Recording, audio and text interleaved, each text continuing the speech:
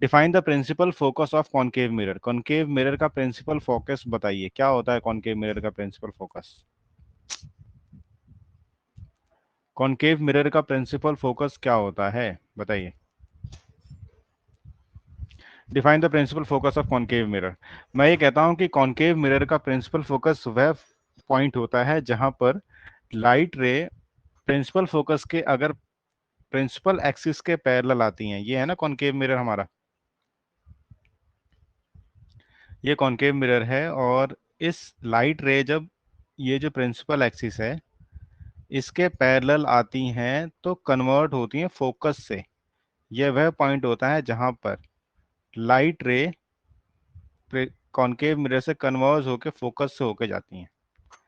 तो ऐसे आया हुआ है ना, defined principal focus of concave mirror. तो इसका आंसर हम कैसे लिखेंगे? Principal focus of concave mirror, principal focus of concave mirror, साथ साथ लिखते चलेंगे। Principal focus of concave mirror, या रिकॉर्डेड सेशन में मिल जाएगा आपको ये। Concave mirror is the point, is the point, ये एक पॉइंट होता है कहाँ पे? Point on principal axis. ये एक पॉइंट होता है प्रिंसिपल एक्सिस के ऊपर। ये एक पॉइंट होता है जहां पर where light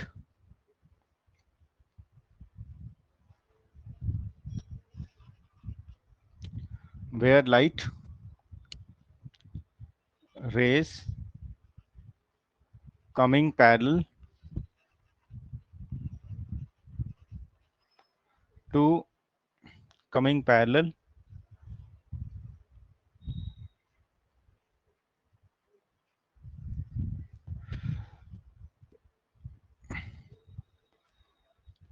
principal axis,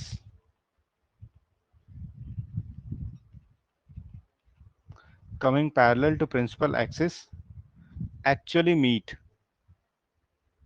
after conversion, actually meet। ये इसकी डेफिनेशन है। हम लिखेंगे ना प्रिंसिपल फोकस क्या होता है। Principal focus radius of curvature का आधा होता है, या प्रिंसिपल फोकस क्या होता है, तो ये गलत होगा। इसमें इसमें लिखा ना कॉनकेव मिरर का प्रिंसिपल फोकस वह पॉइंट होता है, वह पॉइंट होता है जहां पर पैरेलल रेज जो आती हैं वो एक्चुअल में आके कन्वर्ज होके एक्चुअल में आके कन्वर्ज होती हैं, वो उस पॉइंट पे आके कन्वर्ज होती हैं। तो ये पहले का आंसर है। ठीक है, दूसरे आंसर की तरफ चलते हैं। The radius of curvature of spherical mirror is 20 centimetre. Radius of curvature of spherical mirror is 20 centimetre. What is it's focal length? इसका फोकल लेंथ क्या होगा? जब रेडियस ऑफ कर्वेचर 20 सेंटीमीटर है तो फोकल लेंथ क्या होगा, बताइए।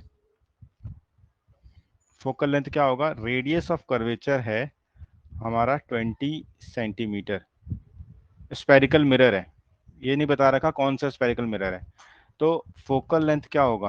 r/2, r/2। तो 20 सेंटीमीटर बाय 2 यानी 10 सेंटीमीटर, यानी 10 सेंटीमीटर, 10 सेंटीमीटर हो जाएगा। ओके, नेक्स्ट क्वेश्चन क्या है? नेक्स्ट क्वेश्चन की तरफ चलते हैं। Name a mirror that can give erect and enlarged image. कोई एक ऐसे मिरर का नाम बताओ जो इरेक्ट और एनलार्ज इमेज बनाती है किसी ऑब्जेक्ट की। Name a mirror that can give erect and enlarge image of an object. एक ऐसी मिरर बताओ जो इरेक्ट एंड एनलार्ज इमेज बताती है किसी ऑब्जेक्ट की। क्या आप बता सकते हैं मुझे? Erect and enlarge image of an object, erect and enlarge image of an object कौन सी मिरर बनाती होगी? Erect and enlarge image of an object कौन सी मिरर बनाती होगी? सर यस, बताइए। कॉनकेव, कॉनकेव मिरर क्यों सर बनाती है? कॉनकेव। कॉनकेव मिरर क्यों बनाती है इरेक्ट एंड लार्ज इमेज? वो तो छोटी भी बनाती है, डिमिनिश्ड भी बनाती है। सर अगर object point between F and P के बीच में है तो। बिटवीन एफ एंड पी के बीच में हो तो इरेक्ट एंड लार्ज इमेज बनती है, या सिर्फ यस ये सर। कॉनकेव या कॉनकेव मिरर ही एक ऐसी मिरर है जो इरेक्ट एंड लार्ज इमेज बनाती है, ऐसा भी है क्या? ऐसा भी है, मुझे तो कुछ ऐसा ही लगता है। देखो, यस सर। यस सर, देखिए। देख लिया आपने? यस सर, कॉन्वेक्स सर डिमिनेशन बना रही है सारी इमेज। देखो, ये है कॉनकेव मिरर, और इस कॉनकेव मिरर में आप देखोगे तो एनलार्ज इमेज यहाँ बन रही है, एनलार्ज यहाँ बन रही है, और एनलार्ज यहाँ बन रही है। ठीक है, डिमिनिस्ट दो पोजीशन पे बन रही है। मतलब कॉनकेव मिरर जो है ना, वो आपकी डिमिनिस्ट इमेज भी बनाती है, सेम साइज की भी बनाती है, बड़ी भी बनाती है, बहुत बड़ी भी बनाती है। तो ये चारों कैटेगरी इसके अंदर है, कॉनकेव मिरर के अंदर। ये चारों कैटेगरी कॉनकेव मिरर के अंदर है। ठीक है, जबकि कॉन्वेक्स मिरर की बात करें, जबकि कॉन्वेक्स मिरर की बात करें तो यहां पर सिर्फ डिमिनिस्ड इमेजेस बनती हैं। कॉन्वेक्स मिरर में सिर्फ डिमिनिस्ड इमेजेस बनती हैं। देखो ये रहा, दिख रहा है डिमिनिस्ड इमेजेस? दोनों ही केस में डिमिनिस्ड इमेजेस बनती हैं, इसमें बड़ी इमेज नहीं बनती। तो एक तो ये डिफरेंस हो गया ना, कॉनकेव मिरर में और कॉन्वेक्स मिरर में। कॉन्वेक्स मिरर में सिर्फ डिमिनिस्ड इमेजेस बनती हैं, बड़ी इमेजेस नहीं बनती। और यहाँ पर सेम साइज की बनती है, डिमिनिस्ड भी बनती है, लार्ज भी बनती है, हाईली एनलार्ज भी बनती है, हाईली एनलार्ज भी बनती है। सेम साइज की बनती है, डिमिनिस्ड भी बनती है, हाईली डिमिनिस्ड भी बनती है, और एनलार्ज भी बनती है। मतलब पॉइंट साइज ही बनती है। मतलब सभी कैटेगरी की इमेजेस कॉनकेव मिरर में बनती हैं, जबकि कॉन्वेक्स मिरर में सिर्फ एक ही कैटेगरी बनती है, डिमिनिस्ड। कॉनकेव मिरर में virtual and erect, real and inverted दोनों तरह की इमेजेस बनती हैं, नेचर ऑफ इमेज देखा जाए तो। जबकि कॉन्वेक्स मिरर में सिर्फ वर्चुअल एंड इरेक्ट इमेजेस बनती हैं। याद रहेगा ये पॉइंट? याद रहेगा ये पॉइंट?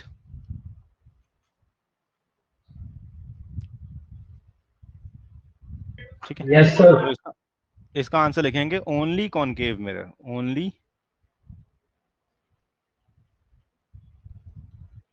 ओनली कॉनकेव मिरर, मतलब सिर्फ कॉनकेव मिरर ही एक ऐसा केस है जहां पर इरेक्ट एंड एनलार्ज इमेज बन के आएगी किसी ऑब्जेक्ट की। इरेक्ट एंड एनलार्ज इमेज किसी ऑब्जेक्ट की बन के आएगी अगर हम मिरर की बात करें तो। अगर हम लेंस की बात करें तो सिर्फ कॉन्वेक्स लेंस ही एक ऐसा लेंस है जो इरेक्ट और एनलार्ज इमेज बना के लेके आएगा किसी ऑब्जेक्ट का। ठीक है, क्वेश्चन नंबर 4 क्या आंसर होगा इसका? क्वेश्चन नंबर 4,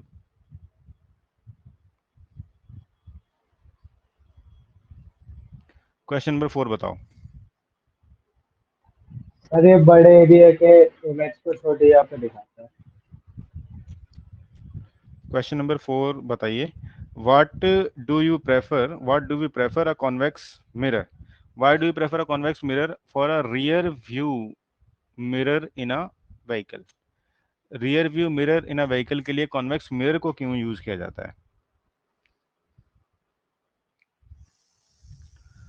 क्यों यूज किया जाता है, बताइए। सर ये बहुत बड़ी जगह के एरिया को छोटे से मिरर से शो कर सकता है। देखो, मैं आंसर बताऊंगा, मैं लिखूंगा इसमें, कॉन्वेक्स मिरर जो है ना, कॉन्वेक्स मिरर जो है वो इरेक्ट और डिमिनिस्ड इमेज बना के देता है हमें। इरेक्ट डिमिनिस्ड वर्चुअल इमेज बना के देता है, इरेक्ट डिमिनिस्ड वर्चुअल इमेज बना के देता है। क्योंकि इरेक्ट डिमिनिस्ड और वर्चुअल इमेज हमें बना कर देता है, इसलिए इसलिए हमें हमें वाइडर व्यू देता है। वाइडर व्यू, वाइडर व्यू का मतलब है बहुत सारी चीजें एक छोटे से मिरर के अंदर आ जाती हैं। क्योंकि इरेक्ट डिमिनिस्ड और वर्चुअल इमेज हमें बनाकर देता है, इसलिए वो वाइडर व्यू देता है हमें। इरेक्ट डिमिनिश्ड वर्चुअल इमेज बना के देता है, इसलिए वो वाइडर व्यू देता है। जैसे जैसे ऊपर अगर मिरर का डायग्राम देखेंगे तो आपको समझ में आ जाएगा। ये देखो, देखो डिमिनिश्ड तो दे ही रहा है, वर्चुअल एंड इरेक्ट दे रहा है, इसीलिए दोनों ही केस में ये वाइडर व्यू देता है, वाइडर व्यू। इन्फिनिटी का जो ऑब्जेक्ट है वो इसमें दिख सकता है, और इसके पीछे पोल जो between infinity and the pole, infinity से लेकर पोल तक कहीं भी ऑब्जेक्ट हो वो भी इस छोटी सी मिरर के अंदर दिख सकता है। इसीलिए इसे साइड व्यू मिरर के रूप में यूज किया जाता है, साइड व्यू मिरर के लिए यूज किया जाता है। ये 4 क्वेश्चंस क्लियर हैं? क्या ये 4 क्वेश्चंस क्लियर हैं आप लोगों को? Yes sir. देखो, define the principal focus of concave mirror. Concave mirror का प्रिंसिपल फोकस आपको पता करना है, तो आप कहोगे कि प्रिंसिपल एक्सिस के पैरेलल जो लाइन आ रही थी कॉनकेव मिरर में, वो मिरर से टकराने के बाद कन्वर्ज होती हैं, इकट्ठी होती हैं और फोकस से होती हुई जाती हैं। तो वो फोकस होगा जहां से वो फोकस से होती हुई जाएंगी। इस वाले केस को हमें डिफाइन करना है बेसिकली। ये वाला जो केस है ना, पहला केस, इसको हमें डिफाइन करना है प्रिंसिपल फोकस के लिए, कि जो भी लाइन पैरेलल आएंगी वो एक पॉइंट से जाती हैं जिसे हम फोकस कहते हैं। जो भी लाइन पैरेलल आएंगी वो पॉइंट से जाएंगी जिसे हम फोकस कहते हैं, जिसे हम फोकस कहते हैं। ये हमें पता करना पड़ेगा।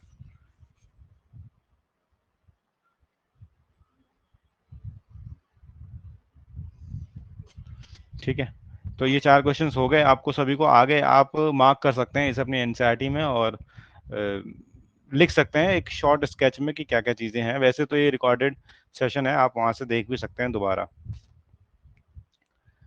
अच्छा, अब बात करते हैं अगले एग्जाम्पल्स। आप कर लेंगे। ये रहा, find the focal length of convex mirror. Convex mirror का फोकल लेंथ बताइए जिसका रेडियस ऑफ कर्वेचर 32 सेंटीमीटर है। रेडियस ऑफ कर्वेचर 32 सेंटीमीटर है। R is equal to 32 centimetre. तो एफ कितना होगा? R/2, R/2। तो R is 32/2 is 16 centimetre. 16 centimetre हो गया। ये तो हो गया, इजी, इजी है।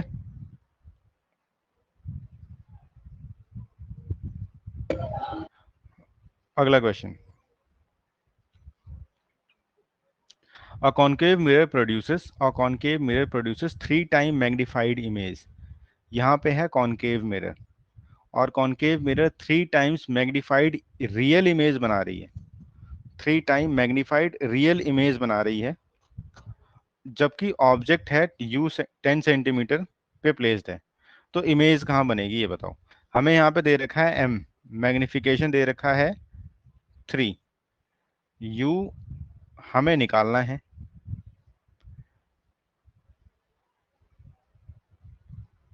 Real image of object v दे रखा है हमें 10 centimetre. In front of it, 10 centimetre in front of it का मतलब क्या है? 10 centimetre in front of it का मतलब क्या होगा?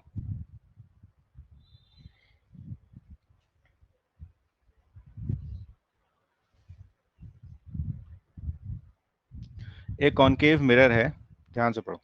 और concave mirror produce 3 time magnified real image of an object. Real image of an object, तो m दे रखा है हमें 3।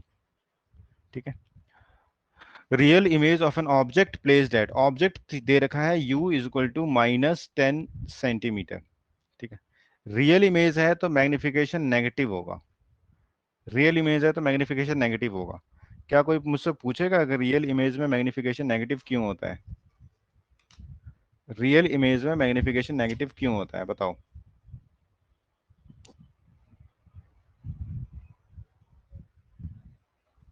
यू यू -10 सेंटीमीटर यहाँ से पता लग रहा है, लिखा ना, real image of an object placed eight 10 centimetre. Object distance 10 centimetre है, मैग्निफिकेशन -3 है। मैग्निफिकेशन बेसिकली 3 है, लेकिन मैंने -3 क्यों लिखा है? -3 इसलिए लिखा है क्योंकि यहाँ रियल इमेज है। -3 इसलिए लिखा है क्योंकि ये रियल इमेज है, और रियल इमेज है तो मैं मैग्निफिकेशन माइनस क्यों लिख रहा हूँ? मैग्निफिकेशन माइनस क्यों लिख रहा हूँ? कोई बताएगा, कोई आइडिया किसी को, कुछ कुछ भी हो हल्का सा जिसे पता हो कि हाँ सर ये इस कारण से लिख रहे हो आप। सर इमेज मिरर के पीछे बनती है, मिरर के अंदर की है इसलिए। रियल इमेज, मिरर के पीछे रियल, बनती है सर, मिरर के अंदर नहीं।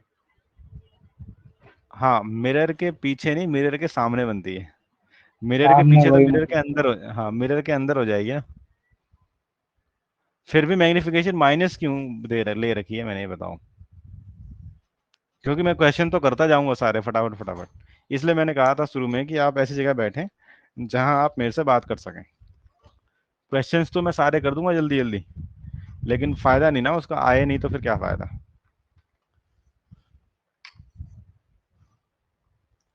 मैं मैग्निफिकेशन माइनस क्यों ले रहा हूं मैं, रियल इमेज के केस में माइनस क्यों ले रहा हूं।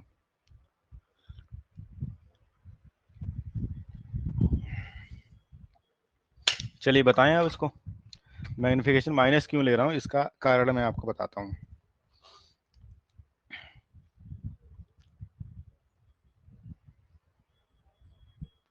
मैं बार बार आपको लेके जाऊंगा इसके पास।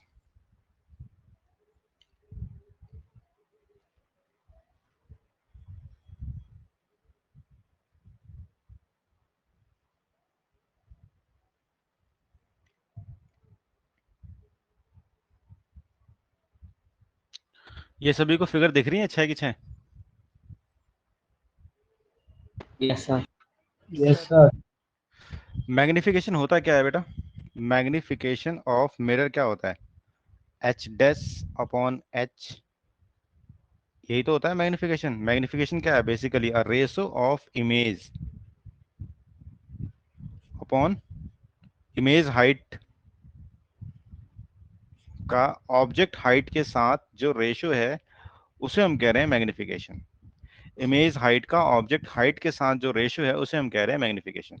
तो अगर आप इस केस में देखें, इस केस में देखें तो ऑब्जेक्ट प्रिंसिपल एक्सिस के ऊपर है, तो ऑब्जेक्ट की हाइट तो पॉजिटिव होगी। इमेज की हाइट क्या होगी, क्योंकि वो पॉइंट पे बन रहा है, तो प्रिंसिपल एक्सिस के नीचे देखो, यहाँ भी नीचे है, यहाँ भी नीचे है, तो हाइट तो हमेशा, इमेज की हाइट तो नेगेटिव आ रही है ना हमेशा, इस एक्सिस के नीचे बन रहा है ना हर बार। देखो यहाँ भी नीचे बना, यहाँ भी नीचे बनेगा इन्फिनिटी पे। तो जब भी रियल बन रहा है, देखो रियल यहाँ पे भी, यहाँ पे, यहाँ पे, मतलब 5 केस है ए से लेकर ई तक, इन सभी में रियल बन रहा है। और रियल जब भी बनेगा वो प्रिंसिपल एक्सिस के नीचे बनेगा, प्रिंसिपल एक्सिस के नीचे बनेगा। जब नीचे बनेगा तो हाइट ऑफ इमेज हमेशा नेगेटिव होगी, तो एच डैश अपॉन एच यानी एम हमेशा नेगेटिव होगा। इसलिए जब भी रियल आएगा तो हम मैग्निफिकेशन नेगेटिव लेंगे, जब भी रियल आएगा मैग्निफिकेशन नेगेटिव लेंगे। बताइए आया क्लियर, कुछ समझ में आया, हल्का तो आया होगा, इतना तो आया होगा हल्का। अगर आपको ग्रेस चाहिए ना, नंबर चाहिए, पास नहीं, अच्छे नंबर चाहिए, 75% से ऊपर जाना है, तो ऐसी चीजें आपको समझनी पड़ेंगी और करनी पड़ेंगी, समझने के अलावा करनी पड़ेंगी, अन्यथा ये वेस्ट है। क्लियर है, एक बार और बताऊं, चलो एक बार और बता देता हूं। Magnification is equal to H dash upon H is equal to, ये होता है height of image,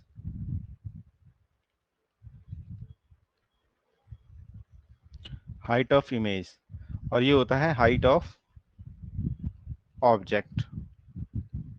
height of image और हाइट ऑफ ऑब्जेक्ट का रेशियो है मैग्निफिकेशन, कितना बड़ा बनेगा कितना छोटा बनेगा, ऑब्जेक्ट के साइज से कितना बड़ा कितना छोटा बनेगा उसका रेशियो है।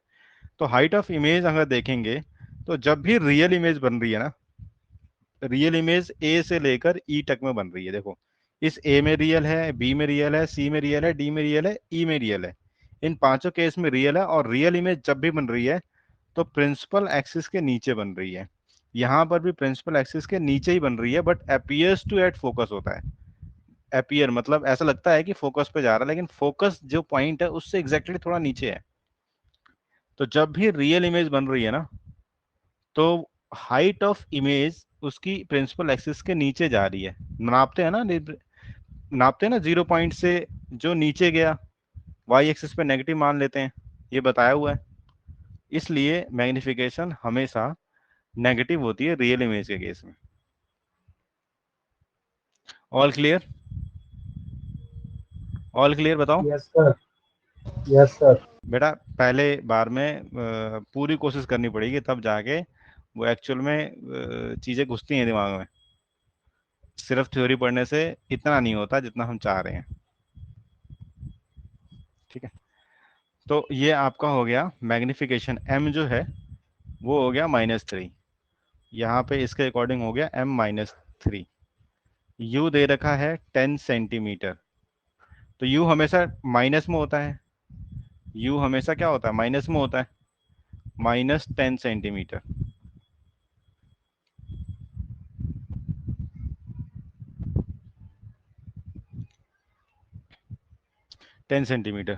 जबकि m क्या होता है?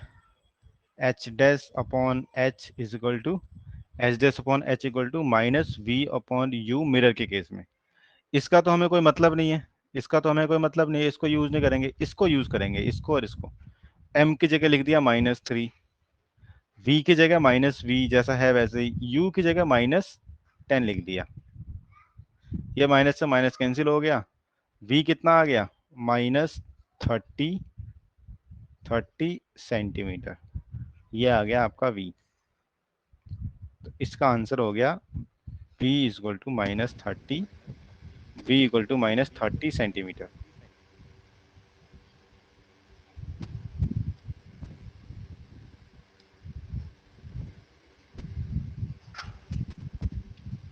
क्लियर है?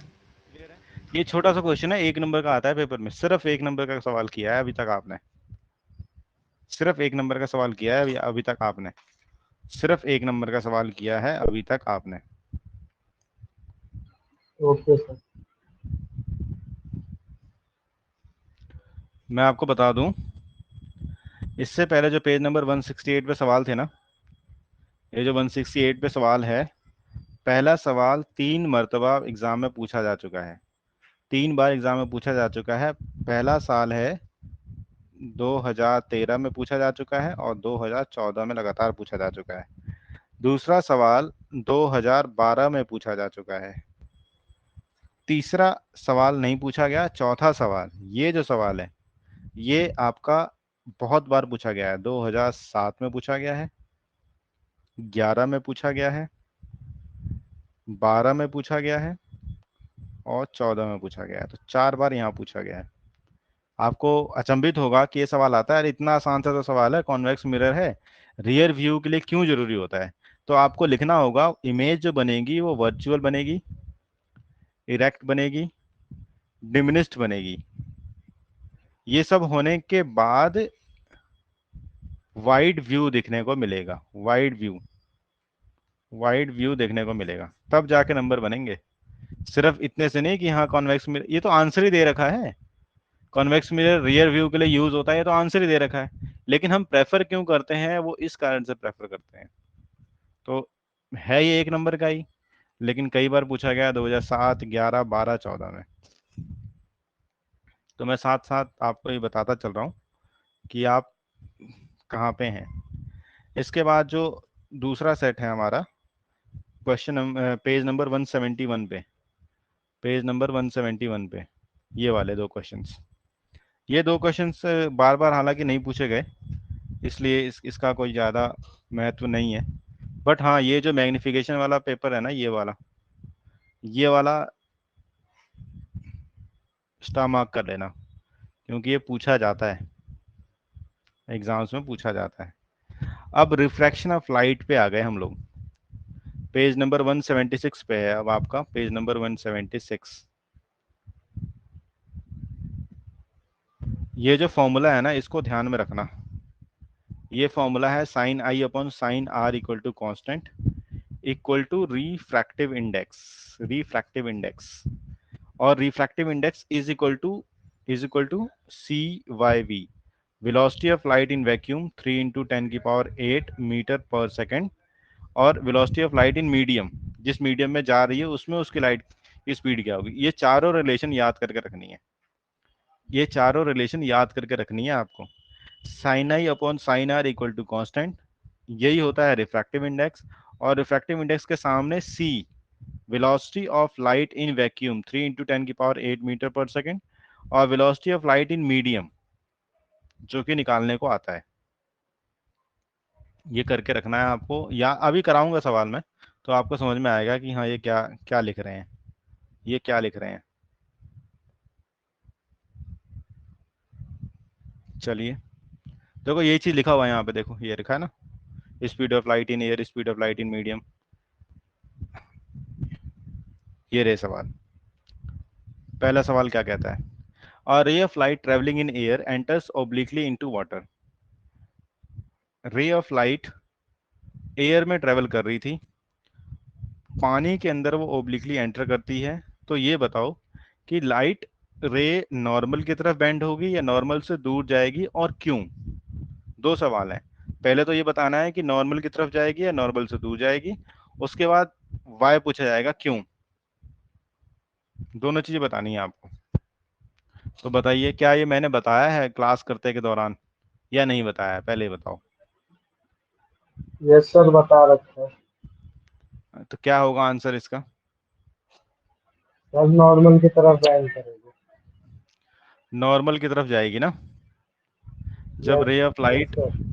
हाँ जब रे ऑफ लाइट, देखो ये ray of denser light medium enter, में आती है तो नॉर्मल की तरफ ये आएगी। एयर मीडियम है, एयर है, और ये है आपका ग्लास। ये डेंसर है और ये रेयरर है। तो जब भी रे ऑफ लाइट आएगी रेयरर से डेंसर मीडियम में, तो वो ग्लास के अंदर आते वक्त लेफ्ट साइड को बेंड होगी, जबकि वो सीधे जाना चाहिए था लेफ्ट साइड को बेंड होगी। तो ये आपको एक कॉन्सेप्ट बताया गया था, वही चीज यहाँ पे पूछी गई है। क्यों होगा ऐसा, क्यों होगा ऐसा, क्यों होगा ऐसा। क्योंकि क्योंकि speed of light in air, speed of light air के अंदर ज्यादा होगी, और वाटर, क्वेश्चन में दे रखा ना वाटर या ग्लास, उसके अंदर स्पीड ऑफ लाइट कम होगी, इसलिए बैंड होगी। Speed of light in air is higher than speed of light in water और ग्लास, हायर देन ग्लास, सिर्फ इसलिए बैंड होगी। कर लेंगे अब आप इसे। Yes sir. क्वेश्चन करते वक्त मजा आ रहा है कि जबरदस्ती हो रही है, बताओ। जबरदस्ती हो रही है तो हम बंद कर देंगे क्लास, कोई दिक्कत नहीं है, टेंशन फ्री रहो। ज्यादा टेंशन लेने वाले को कुछ होता नहीं है, लेकिन जो टेंशन लेता है और घिसता है अपने आप को, उसके नंबर अच्छे आते हैं। ज्यादा नहीं लेनी हमें, तो लॉजिक पढ़ा हुआ है हमने, उसको बस अप्लाई करना है यहाँ पे। हमने हमने क्या करा है, कुछ नहीं करा। ठीक है, क्वेश्चन नंबर 2 पे चलते हैं। क्वेश्चन नंबर 2 क्या कहता है, देखना जरा। Light enters from air to glass, refractive index is 1.50। What is the speed of light in glass, the speed of light in vacuum is this. मैंने अभी बताया कि रिफ्रैक्टिव इंडेक्स जो होता है वो CYV होता है।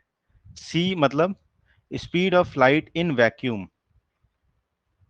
Speed of light in vacuum, vacuum या फिर air, by speed of light in medium. अभी बताया था ना, in medium, speed of light in medium.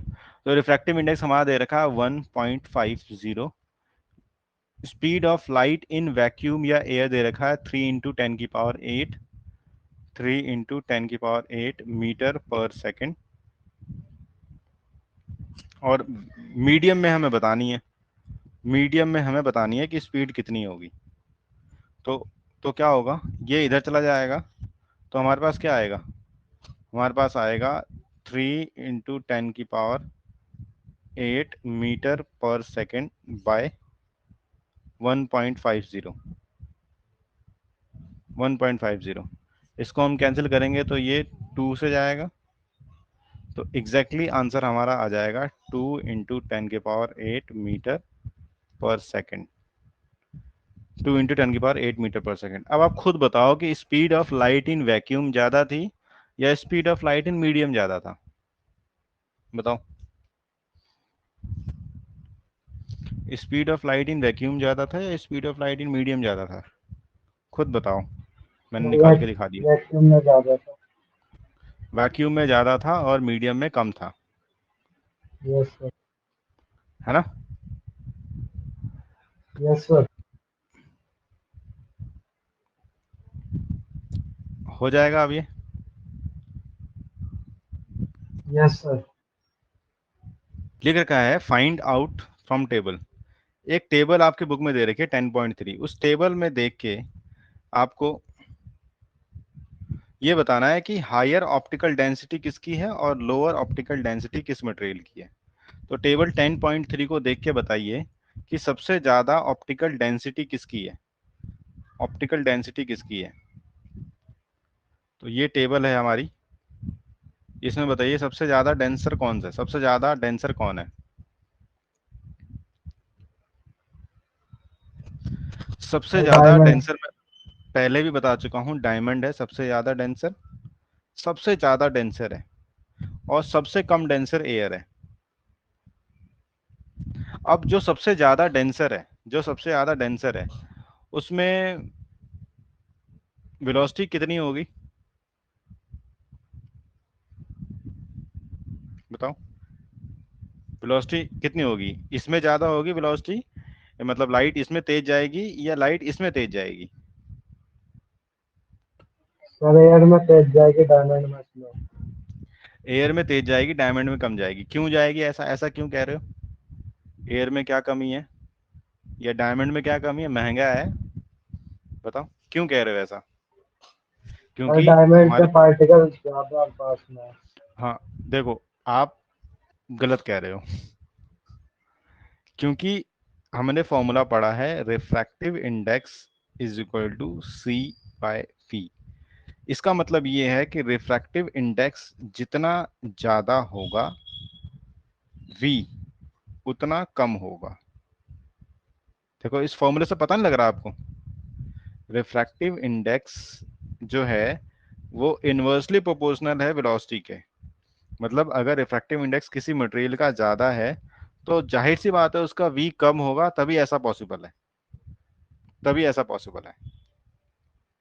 फिर आप सेकेंडरी में आप ये कह रहे हो ना कि रिफ्रैक्टिव मतलब डायमंड के पार्टिकल्स ज्यादा नजदीक नजदीक हैं या बहुत ज्यादा पार्टिकल्स हैं छोटे से एरिया में, तो ये कहना उचित नहीं है। Okay sir. इसके बेस पे हम आंसर देंगे इसको।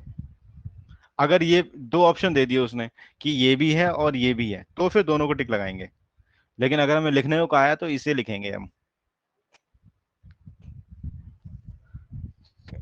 समझ में आ रहा है? इसका मतलब यस ये है सर। कि जिस जिस मटेरियल का रिफ्रैक्टिव इंडेक्स जितना ज्यादा होगा उसमें स्पीड ऑफ लाइट उतनी कम होगी, यानी वेलोसिटी ऑफ लाइट उतनी कम होगी। ठीक है, अगला सवाल, अगले सवाल की तरफ चलते हैं। अगला सवाल देखो, you are given kerosene, turpentine and water. Kerosene दे रखा है, टर्पेंटिन दे रखा है और वाटर दे रखा है। In which of these have light travel fastest? Light किस में ट्रेवल फास्ट करेगी? आपके पास कैरोसिन है, टर्पेंटाइन है, कैरोसिन है जिसका रिफ्रैक्टिव इंडेक्स है 1.44, टर्पेंटाइन जिसका है 1.47, वाटर जिसका 1.003 ऐसे कुछ है, नहीं 1.33। मैं तो एयर का लिख रहा हूँ, ये तो एयर का लिखने लग गया मैं। 1.33।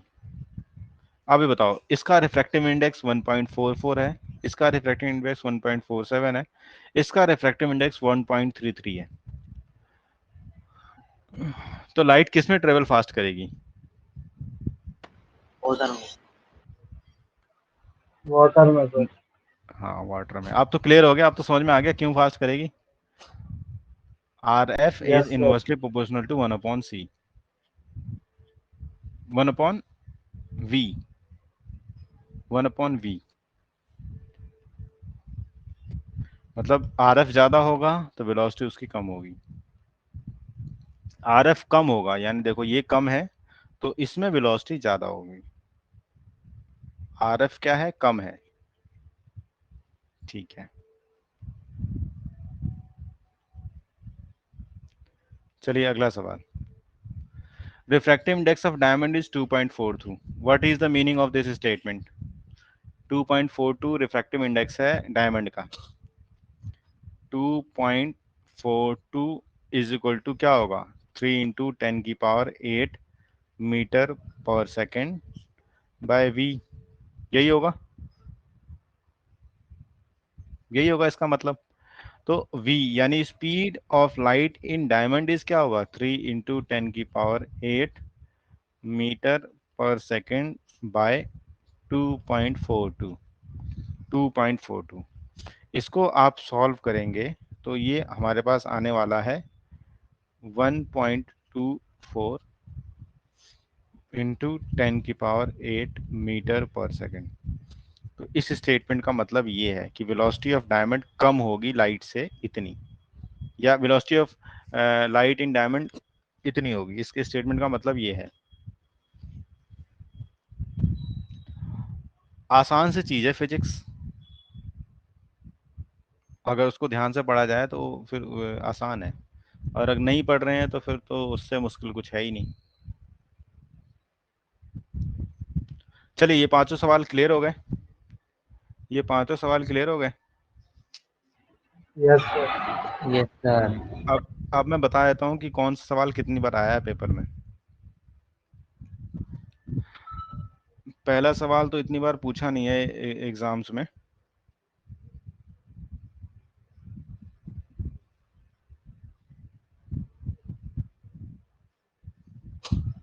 दूसरा सवाल जो है वो आपका बहुत बार आया हुआ है।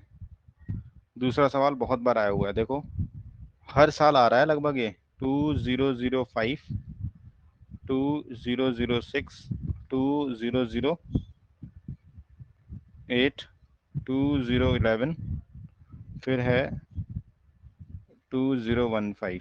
अब तक तो इतनी बार आया है। अब आप कहोगे सर 205 के बाद क्यों नहीं आया? तो मेरे पास जो बुक है ना वो ओल्ड एडिशन की है, मतलब 1 साल पुरानी बुक है, 1 1.5 साल पुरानी बुक है। ये मान लो 2 साल पुरानी बुक है, तो उस 2 साल पुरानी में इतनी बार आया हुआ है, तो ये 2 साल में भी एक बार जरूर आया होगा। और इसको मैं अपडेट करूंगा अब आने वाले सेशंस, आने वाली क्लासेस में जो होंगी उसमें। तो हर साल आ रहा है ये पेपर में। सेकंड, तीसरा सवाल इतनी बार नहीं आया, चौथा भी नहीं आया, पांचवा जो है ये फिर से आना चालू कर दिया। पांचवा जो है इसने 2008 में एक बार पलक झलकी, 2008 में, 2011 में, 2012 में, 2014 में, 4 बार आ चुका है ये। अब देखो यहाँ पर ना, अब एक चीज इंटरेस्टिंग है आपको देखने को देखा होगा यहाँ पे, देखो 2008 यहाँ पे भी है और 2008 यहाँ पे भी है, ठीक है। 2011 यहाँ पे भी है, 2011 यहाँ पे भी है, दिख रहा है? तो क्या 2008 में 2 बार पेपर हुए हैं जो आया हुआ है 2 बार,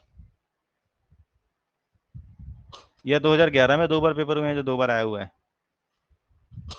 बताओ। सर ये दोनों क्वेश्चन एक साथ आए होंगे। दोनों क्वेश्चन या तो एक साथ आए होंगे, एक साथ का मतलब है और में आया होगा, या फिर, या फिर बताओ, या फिर वो अलग सेट में आया होगा, ये अलग सेट में आया होगा। दिल्ली, आउटसाइड दिल्ली, इनसाइड दिल्ली, ऐसे होता है ना। दिल्ली के अंदर अलग पेपर, दिल्ली के बाहर अलग पेपर, विदेशों में अलग पेपर। तो उसमें कहीं ना कहीं ये टकराया होगा दोनों क्वेश्चंस, ठीक है। सो अब चलते हैं पेज नंबर 184 पे, 184 पे।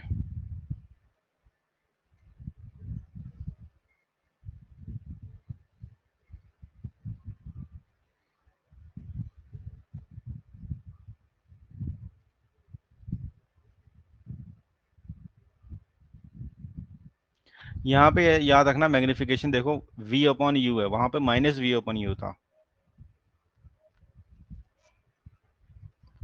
ये रहा 184। हाँ, define one dioptre of power of lens. One dioptre power of lens का मतलब क्या है? पावर होता क्या है बेसिकली? पावर ऑफ लेंस होता क्या है? P is equal to 1/f होता है,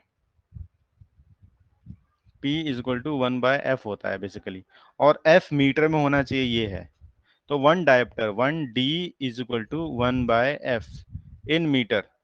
तो F is equal to 1, F is equal to 1 क्या मीटर या centimetre? 1 metre.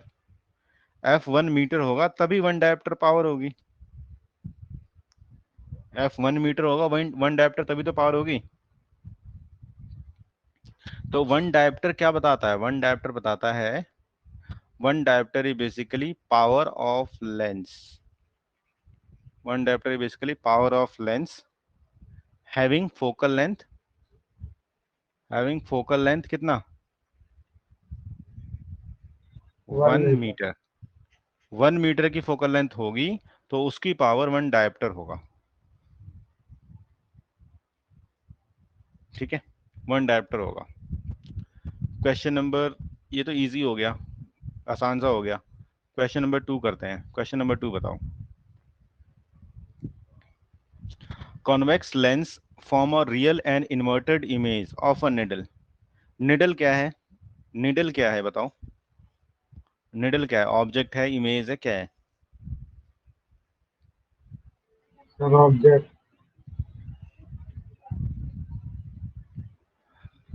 Convex lens form a real and inverted image of a needle at a distance of 50 centimeter from it. At a distance of 50 centimeter of it.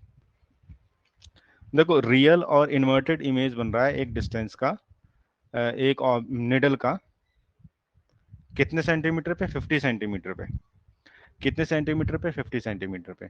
तो मैं यहाँ ये कह सकता हूँ कि यहाँ पर v इक्वल टू 50 सेंटीमीटर ले लेता हूँ। सबसे पहले तो यही चीज दी है, ये v ले रखा 50 सेंटीमीटर। ठीक है, इसके बाद where is the needle placed in front of convex lens? Where is the needle placed in front of convex lens of the image is equal to the size of object.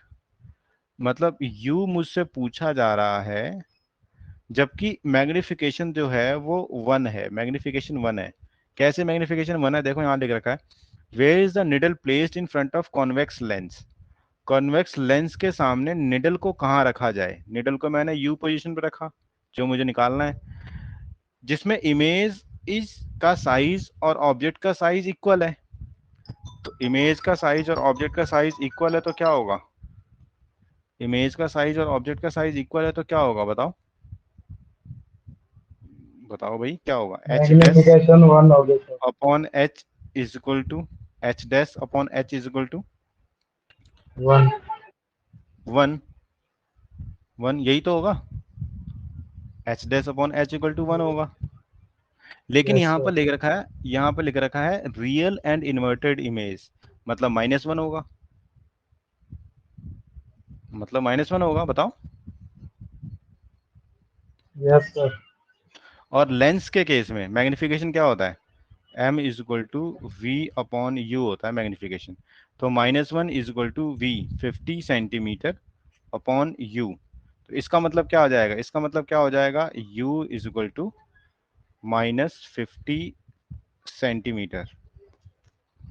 u is equal to -50 centimetre. मैं गलत कर रहा हूं? बताओ sir, बहुत जल्दी जल्दी कर रहे हैं, समझ नहीं आ रहा। चलो एक बार और कर लेते हैं, दोबारा कर लेते हैं। ध्यान से पढ़ो।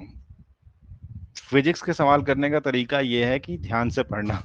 जब मैं पढ़ता था तब भी मैं ध्यान से नहीं पढ़ता था, अपने आप को सोचता था कि सारे कर तो लूंगा मैं, और जल्दी जल्दी में सवाल गलत कर जाता था।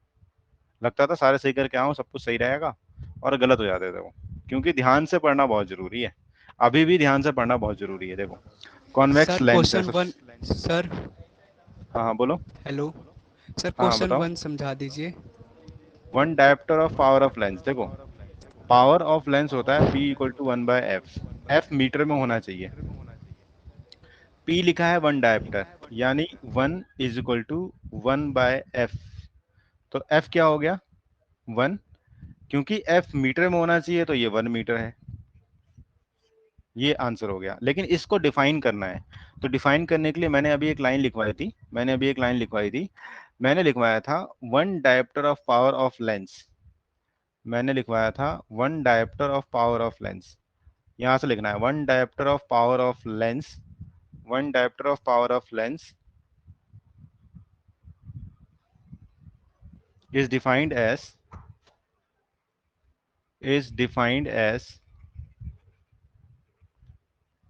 कलर दिख नहीं रहा होगा, defined as is defined as power of lens having focal length 1 metre, focal length 1 metre. एक ऐसा लेंस जिसकी फोकल लेंथ 1 मीटर होगी, उसी का पावर 1 डायोप्टर होगा, उसी का पावर 1 डायोप्टर होगा। ये क्वेश्चन सीबीएसई 2011 में और 2013 में पूछा गया है। बहुत इंटरेस्टिंग सवाल होते हैं। Define 1 ohm, define 1 volt, define 1 ampere, define 1 dioptre, define 1 newton, ऐसे करके सवाल पेपर में पूछे जाते हैं। चलिए, क्लियर है हिमांशु? Yes sir. क्लियर है अब तो? Yes sir. आप देखो दूसरा सवाल देखो।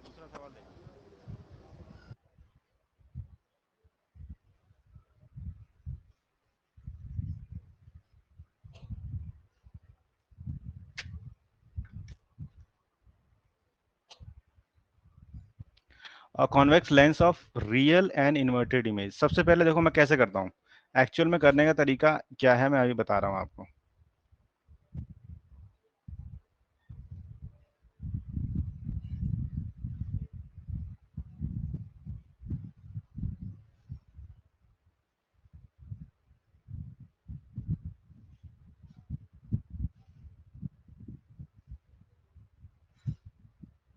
सबसे पहले मैं लिखूंगा यहाँ पे कॉन्वेक्स लेंस, ठीक है। उसके बाद देखूंगा रियल एंड इन्वर्टेड इमेज बन रही है, एक निडल, एक रियल एंड इन्वर्टेड इमेज बन रही है, कितनी दूरी पे बन रही है? 50 सेंटीमीटर पे, मतलब v is equal to 50 centimetre है, गिवन है ये। Where is the needle placed in front of convex lens? Convex lens के सामने, कॉन्वेक्स लेंस के सामने रखी है तो ऑब्जेक्ट क्या होगा? माइनस होगा, नेगेटिव में होगा। ये तो मुझे पता है कि नेगेटिव में होगा, तो मैं नेगेटिव नहीं लिख रहा, मैं यहाँ पे लिख रहा हूँ क्वेश्चन मार्क, सिर्फ क्वेश्चन मार्क, ठीक है। फिर यहाँ लिख रहा हूँ image is equal to the size of object, size of object मतलब h is equal to h dash है, इसके हिसाब से m क्या होगा? h dash upon h, h dash upon h जब दोनों एक बराबर है तो m 1 होगा, और 1 के आगे क्योंकि रियल है, अभी मैंने बताया था कि रियल इमेज बनती है तो मैग्निफिकेशन नेगेटिव होता है। जब रियल इमेज बनेगी तो मैग्निफिकेशन नेगेटिव होगा, और नेगेटिव होने के कारण से हमें फॉर्मूला पता है m is equal to v upon U, v upon U lens के केस में। तो इसका मतलब हो गया m का मतलब -1 is equal to 50 centimetre by u। तो यहाँ पर u निकल के आ गया हमारा -50 सेंटीमीटर, -50 सेंटीमीटर, u निकल के आ गया -50 सेंटीमीटर, ठीक है। अब मैं यहाँ पे लिख रहा हूँ, देखो अब मुझे गिवन क्या क्या था, यहाँ लिख रहा हूँ v is equal to 50 centimetre, u is equal to -50 centimetre, ठीक है, m इज इक्वल टू -1, ये चीज गिवन है मेरे पास, यहाँ तक चीजें गिवन है। अब मैं यहाँ पर रब करके आगे की चीज करा रहा हूँ।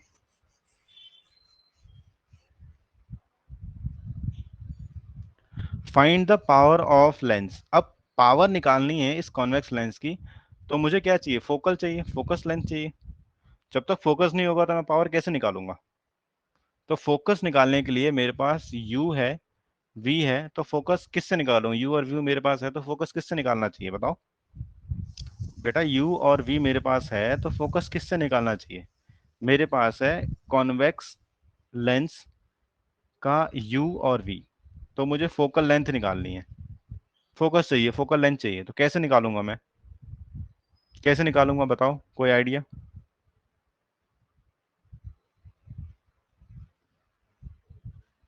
सर आपके पास लेंस फॉर्मूला है तो सही।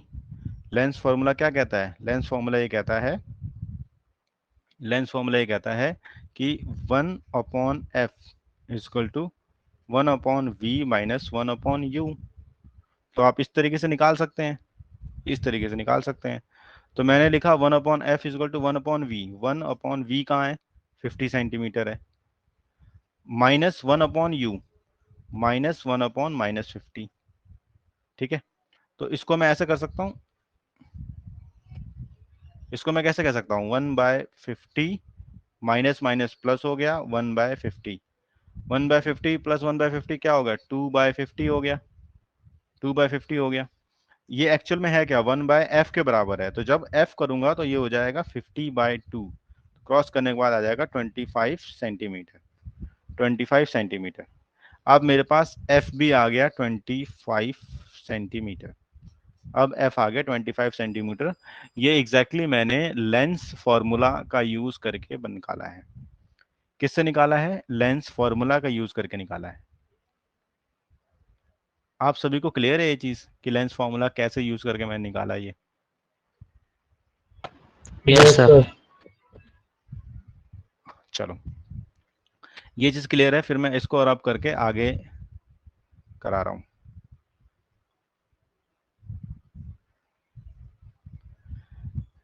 f आ गया था मेरे पास, f आ गया था 25 सेंटीमीटर, 25 सेंटीमीटर। ठीक है, अब इसको मीटर में चेंज करना है तो मैं क्या करूंगा? मीटर में चेंज करना है तो क्या करूंगा बताओ? 25/1 मीटर में 100 सेंटीमीटर होते हैं, तो हो जाएगा 0.25 metre. 0.25 metre. Power of lens क्या होती है? P equal to 1/f। f metre में होना चाहिए, इसीलिए मैंने इसे मीटर में चेंज किया है। तो 1/0.25, 1/0.25 का मतलब क्या है? ये पॉइंट में हटाऊंगा तो ऊपर 100 हो जाएगा और नीचे 25। इसको डिवाइड कर दूंगा तो आएगा 4। अब 4 जो आया इसको कैसे लिखूंगा? मैं लिखूंगा 4 डायोप्टर, जो अभी ऊपर पढ़ा था ना हमने क्वेश्चन नंबर 1 में, डायोप्टर में दिया हुआ था। तो इसका 4 डायोप्टर हो जाएगा, 4 डायोप्टर हो जाएगा ये। क्योंकि कॉन्वेक्स लेंस है, फोकल लेंथ पॉजिटिव होती है, तो यहाँ पे 4 डायोप्टर पॉजिटिव आ रहा है, हमारा पॉजिटिव आ रहा है। तो ये आंसर है जो 3 नंबर का सवाल आएगा आपके पेपर में। ये 3 नंबर का सवाल आएगा। अब देखो कैसे कैसे करा गया है। पहले मैग्निफिकेशन से यू निकाला, फिर यू निकालने के बाद कॉन्वेक्स लेंस फॉर्मूला में पुट करके वी निकाला, एफ निकाला, एफ निकालने के बाद फिर पावर ऑफ लेंस निकाला, पावर ऑफ लेंस निकाला। लेकिन ये अब तक क्लियर है कि नहीं है बताओ? 3 स्टेप में हुआ है ये सवाल। हेलो, यस सर, हो गया। Yes sir. नहीं हुआ होगा, नहीं हुआ होगा। एक बार और देखना और ध्यान से देखना, बार बार देखना पड़ेगा तभी हो पाएगा ये। आसान मुझे तो नहीं लगता था, लेकिन आपको हो सकता है आसान लगे। मुझे तो आसान नहीं लगता था ये।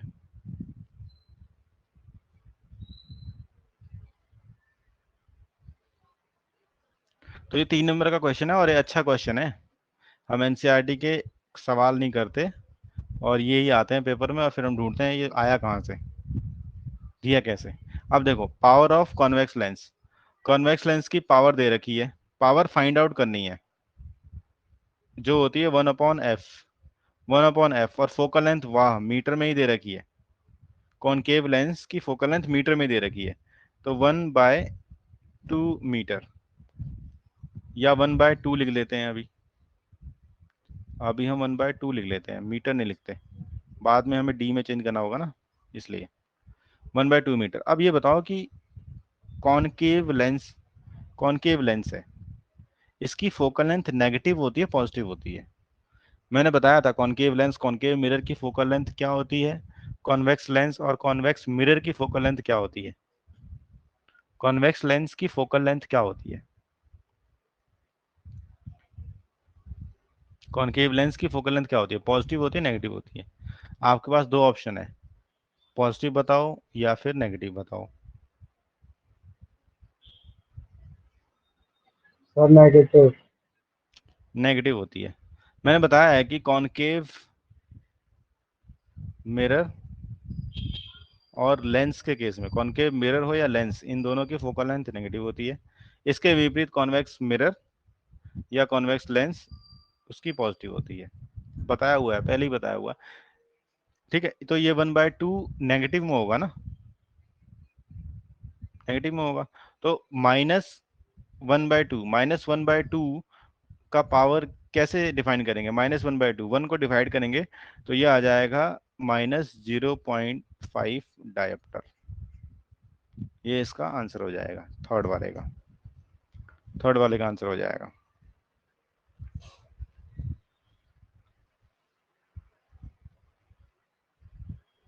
थर्ड वाले का आंसर हो जाएगा ये। अब तक क्लियर है नहीं है? Yes sir. अब ये बताओ कि ये जो पेपर में ये वाला सवाल पूछा गया है आपका 2011 में और 14 में, ये वाला सवाल पता नहीं क्यों नहीं पूछा। अगर मेरे को दिया होता बनाने के लिए तो मैं तो ये जरूर पूछता। इसमें कई सारे बच्चों को तो मैं नीचे रोक देता, मतलब 100 में से 100 नहीं लाने देता। एग्जामिनर ये भी चाहता है कि 100 में से 100 कुछ ही बच्चों के आए, 2% बच्चों के आए जो सीबीएसई में अपीयर कर रहे हैं, उनके 2% बच्चों के 100 में 100 आए। वो चाहता नहीं है सब में सबको 100 में 100 देना, क्योंकि अगर उसने हल्का पेपर बनाया तो फिर उसी की जान की आफत आ जाएगी, भाई कैसा पेपर बना रहे हो, सब बच्चों के 100 में 100 आ रहे हैं।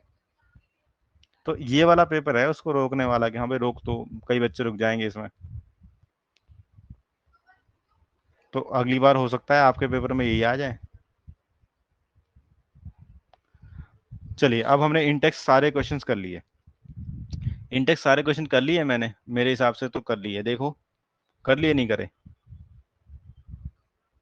यस सर, सारा होगा। इंडेक्स सारे हो गए ना? Yes sir. अब यहाँ पे एक लाइन लिखी हुई है, देखो, the reflecting surface of all types, चाहे कोई भी सरफेस हो, सब के सब लॉ ऑफ रिफ्लेक्शन को ओबे करते हैं। ये बताया मैंने पहले आपका, यस सर, ये मैंने बताया ना? पूछा था। Yes sir. हाँ, ये पूछा था आपने।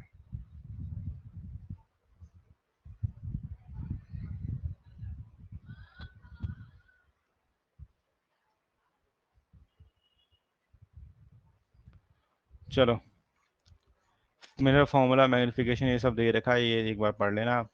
अब यहाँ से एक्सरसाइज चालू हो रही है। पहला क्वेश्चन आपके सामने, बताइए which of the following can not be use to make a lens. Lens बनाने के लिए कौन से मटेरियल का इस्तेमाल नहीं किया जा सकता? Sir clay. क्ले क्यों नहीं कर सकते? मैंने ये क्वेश्चन बताया भी था, शायद पूछा भी था, बताया था रिफ्रैक्टिव इंडेक्स के केस में। जब रिफ्रैक्टिव इंडेक्स पढ़ रहे थे तब पूछा था, बताया भी था शायद।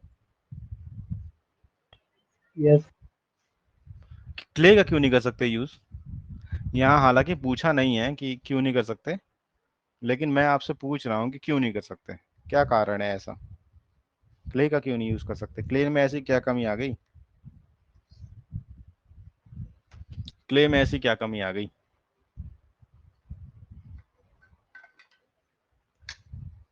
क्ले में ऐसी क्या कमी आ गई, बताओ। सर लाइट उसके पास नहीं हो पाती है।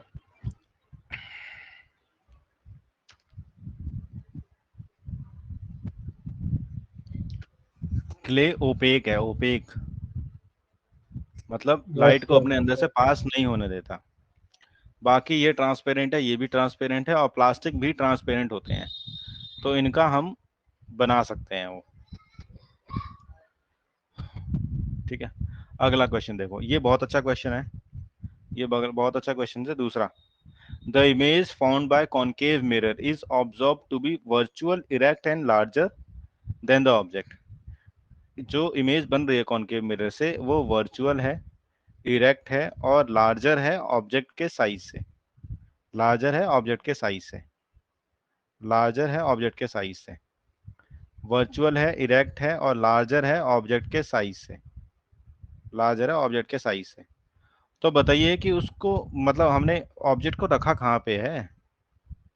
ऑब्जेक्ट को कहाँ रखूं कि ये सारी कैटेगरी बने, वर्चुअल भी हो, इरेक्ट भी हो, लार्जर भी हो, और बताइए, कुछ तो होता ही होगा इसमें।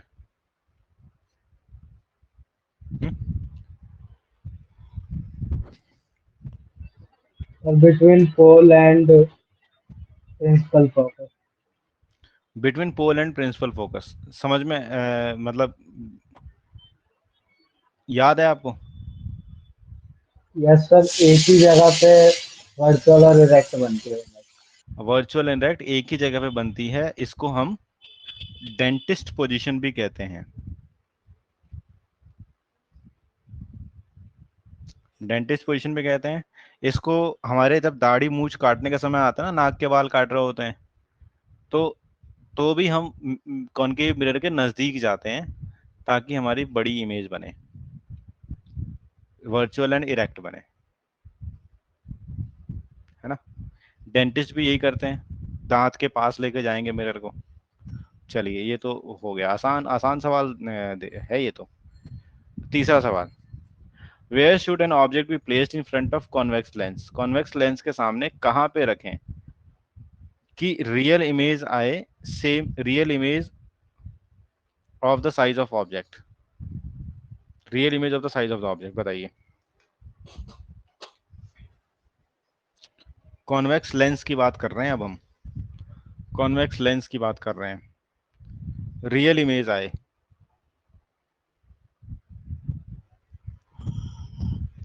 कॉन्वेक्स लेंस में रियल इमेज आए of the size of object, real sir image of the be size option, of object. Focal length से size। क्या होगा इसका answer?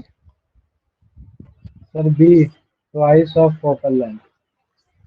Twice of focal length के केस में होगा ये वाला, ट्वाइस ऑफ फोकल लेंथ। क्या होता है कॉन्वेक्स लेंस? कॉन्वेक्स लेंस होता कैसा है? ऐसा होता है ना कॉन्वेक्स लेंस, यहाँ पे f1 होता है और यहाँ पे 2f1 होता है, इधर को f2 होता है और इधर को 2f2 होता है। तो यहाँ पर अगर हम रखेंगे ना, तो इसके नीचे ही इमेज बनेगी सेम साइज की, और यहीं पे यही दे रखा है इसमें, रियल इमेज यानी एक्चुअल में स्क्रीन पे बन सके, और of the size of object, जो साइज ऑब्जेक्ट का है उसी साइज का बन सके। तो ये तो आसान हो गया है। अगला सवाल, question number 4। Question number 4, spherical mirror having a thin spherical lens. Spherical mirror और एक थिन स्पेरिकल लेंस है, मतलब मेरे पास दो चीजें हैं, एक स्पेरिकल मिरर है और एक स्पेरिकल लेंस भी है। स्पेरिकल मिरर है, स्पेरिकल लेंस है, इन दोनों का फोकल लेंथ -15 सेंटीमीटर है, -15 सेंटीमीटर फोकल लेंथ। तो ये बताओ कि ये लेंस और मिरर क्या हो सकते हैं? क्या वो दोनों कॉनकेव हो सकते हैं? क्या वो दोनों कॉन्वेक्स हो सकते हैं? क्या वो दोनों कॉनकेव लेंस या कॉन्वेक्स हो सकते हैं? क्या वो कॉन्वेक्स और या कॉनकेव हो सकते हैं? इन चारों में से क्या हो सकते हैं, बताओ।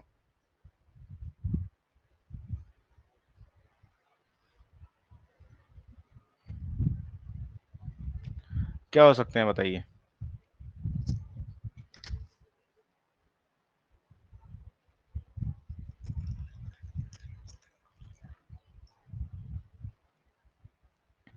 सर अरे भाई, दोनों कॉनकेव सर।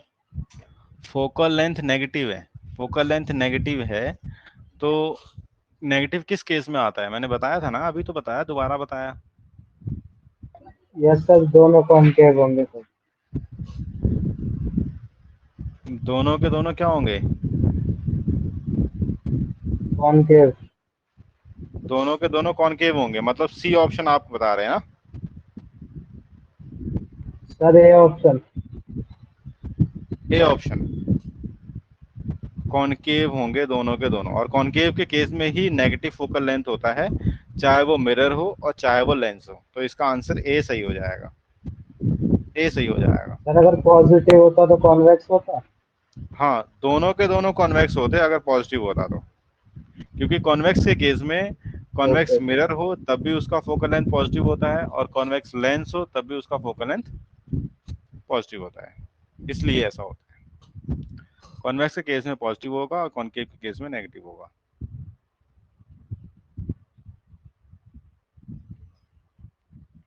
चलिए क्वेश्चन नंबर 5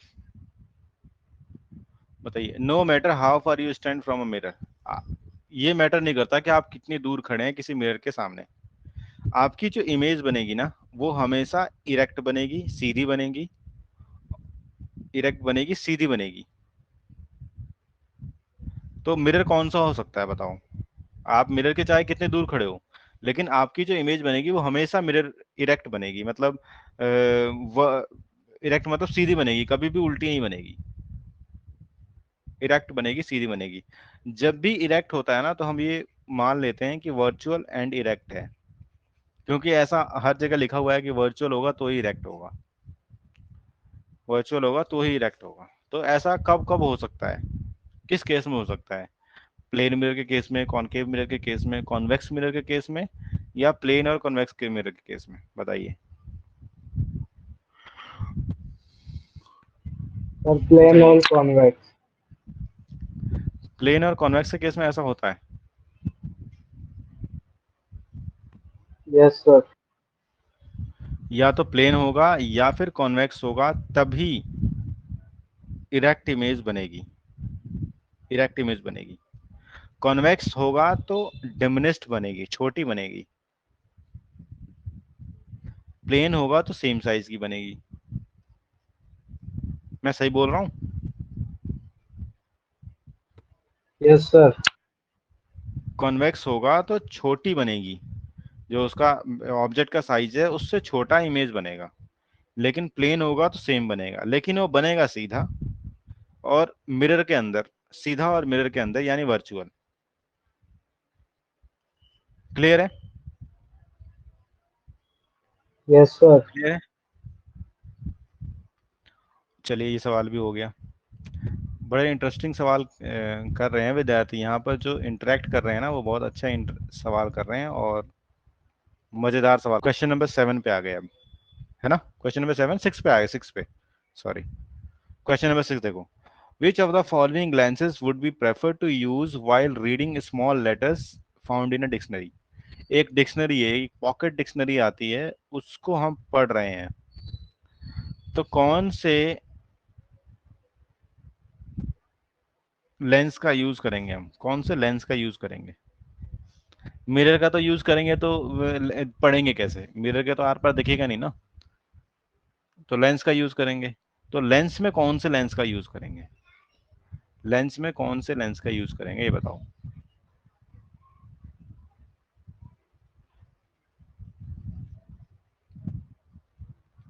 ये अच्छा क्वेश्चन है और सीबीएसई में 2011 और 2013 दो बार आया हुआ है।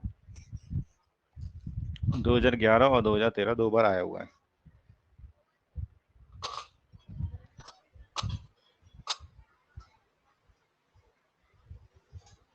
दो हजार ग्यारह और 2013 दो बार आया हुआ है सीबीएसई में, 2011 2013 में आया हुआ है। बताइए।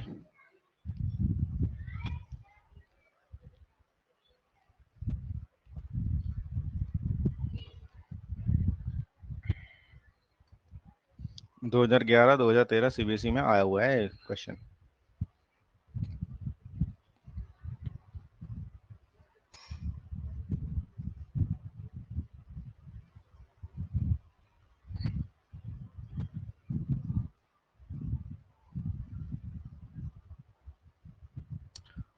चलिए इस क्वेश्चन को छोड़ा, सर थोड़ा सी। और आसान।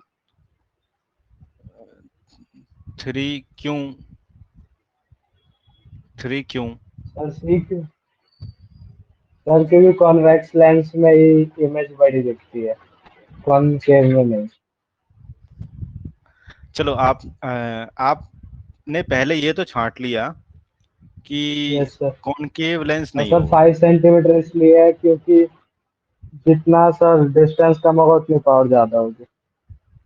कॉनकेव, देखो देखो आदित्य आप सही कह रहे हो, लेकिन इसको सबसे पहले तो छांटा कि कॉनकेव नहीं होगा, कॉनकेव लेंस नहीं होगा। यस। क्यों नहीं होगा कॉनकेव लेंस? क्योंकि कॉनकेव लेंस में हमेशा इमेज जो है ना वो छोटी बनती है, डिमिनिस्ड बनती है। फोकल लेंथ चाहे कुछ भी हो, लेकिन उसमें डिमिनिस्ड बनती है, इमेज तो बनती है, बनती है। तो कॉनकेव लेंस तो होगा नहीं। ठीक है। अब बच गया कॉन्वेक्स लेंस, यानी ये भी हो सकता है और ये भी हो सकता है, लेकिन मैं किसको लेके चलूं, इसको लेके चलूं या किसी और को लेके चलूं, बताओ। ये क्वेश्चन है, ये क्वेश्चन है कि इसको लेके चलूं किसको लेके चलूं। मैं अगर 50 सेंटीमीटर को लेके चलता हूं तो P इज इक्वल टू 1/50। 1/50 का मतलब क्या हो जाएगा, 50 का मतलब ये ऊपर 100 और नीचे 50, ये आएगा। इसको लेके चलूं तो, और इसको लेके चलूं तो क्या आएगा, P इज इक्वल टू 100/5, क्योंकि सेंटीमीटर में है तो मैंने 100 ऊपर लिखा है मीटर में चेंज करने के लिए। तो ये आ जाएगा आपका 20 डायप्टर और ये आ जाएगा आपका 2 डायप्टर। इसके केस में 2 डायप्टर और इसके केस में 20, इसके केस में 2 डायप्टर और नीचे वाले केस में 20 डायप्टर। 20 डायप्टर सी के केस में, ये जो सी है सी के केस में आएगा ये, और ये वाला ए के केस में,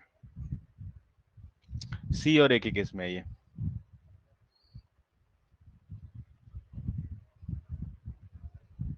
ये ए के केस में है और ये सी के केस में है। तो किसको यूज करना सही रहेगा, 20 डायप्टर को या 2 डायप्टर को। पावर क्या बता रही है, पावर क्या बता रही है, जितनी ज्यादा होगी उतना फायदा है या जितना कम होगा उतना फायदा है। पावर जितनी ज्यादा होगी उतना फायदा है, उतनी बड़ी इमेज हमें देखने को मिलेगी और इमेज हमेशा वर्चुअल एंड इरेक्ट मिलेगी।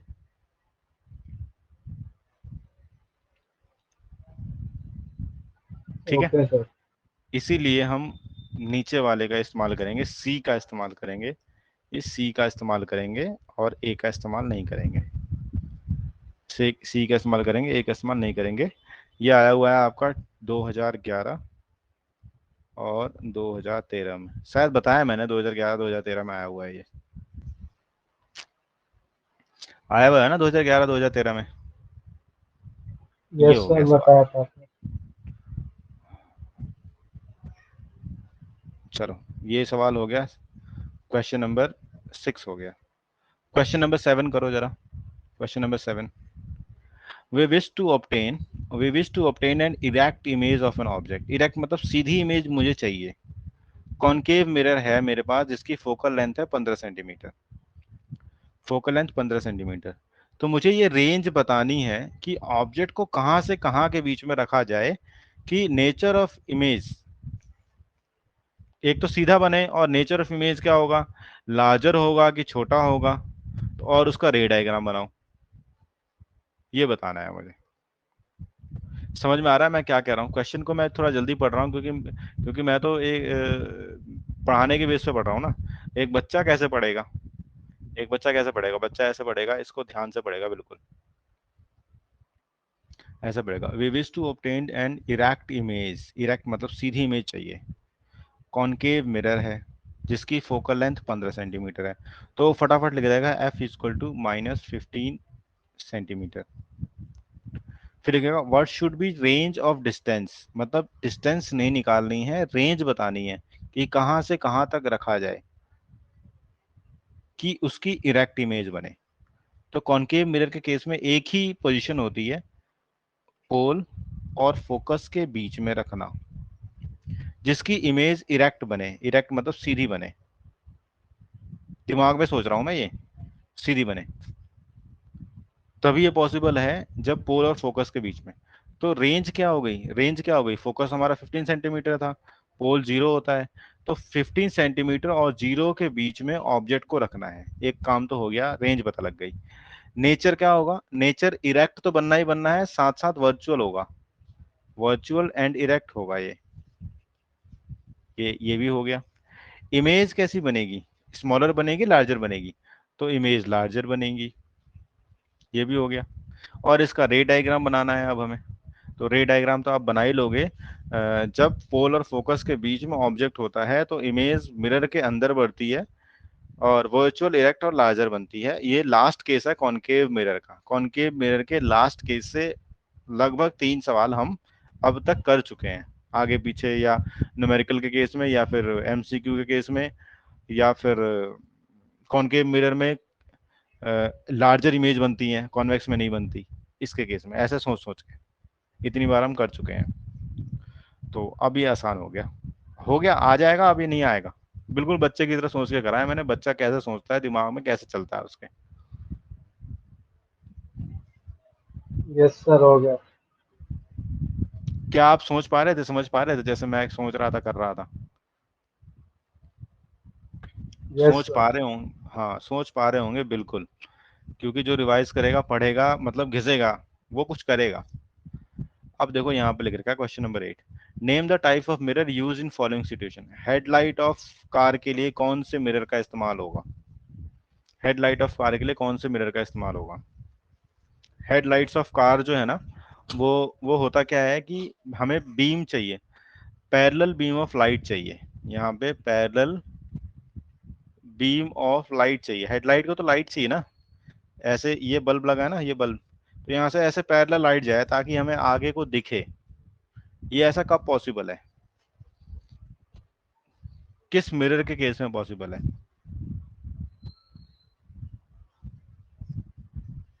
सर कौन के?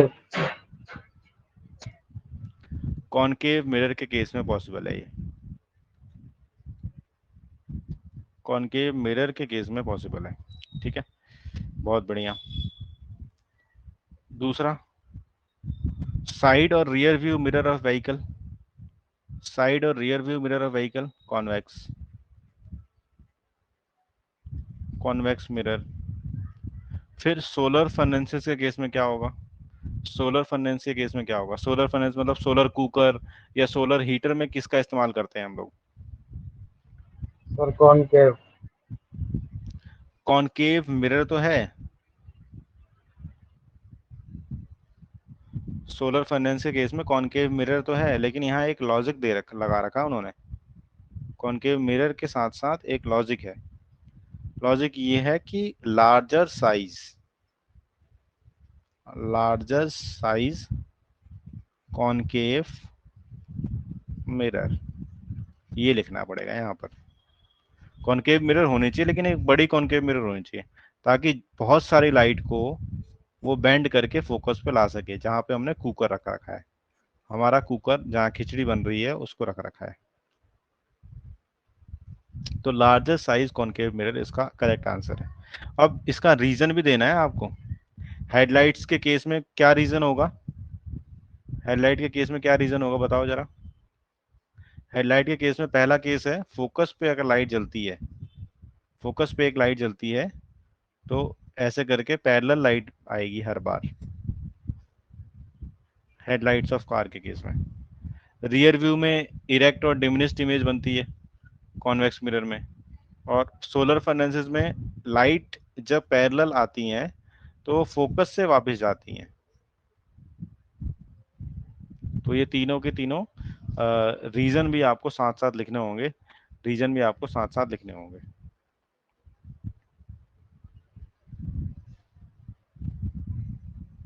तो यहाँ तक हम कर चुके हैं। अब अगली क्लास में 9वीं 10वीं 11वीं 12वीं 9 10 11 12 क्वेश्चंस करेंगे हम।